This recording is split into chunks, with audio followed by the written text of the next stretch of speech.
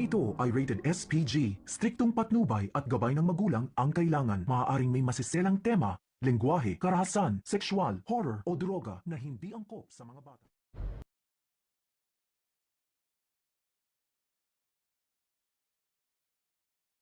Hindi nga inaasahan ng Team Alpha na tatambangan sila ng mga tauhan dito ni Zafra at kasama nga sa pagtakas dito si Mariano dahil nangako ito kay Deborah na dadalhin niya ang anak nila doon sa mansyon.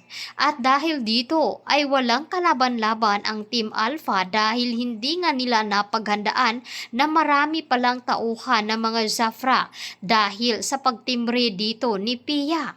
At dito nga napapangiti na lamang itong si Vector dahil tagumpay ang kanilang plano. Agad tinawagan ni Deborah itong si Lucas upang tulungan itong si Arturo at Mariano na makatakas sa Victor Zafra. Kaya nagmamadali na ngang sumunod doon si Lucas. Kaya naman dito na nga ay natakasan ang Team Alpha. Samantalang, ipinapakilala naman ni Gabo itong si Sam sa mga kapitbahay. Tila nagtataka ang mga kapitbahay na mayroon na palang asawa itong si Gabo. Sinabi naman dito ni Gabo kay Sam na galing nga ito sa kulungan at kaya siya nakulong dahil mayroon nga itong napatay na mga nagkakautang sa kanya at estafa nga ang kanyang kaso.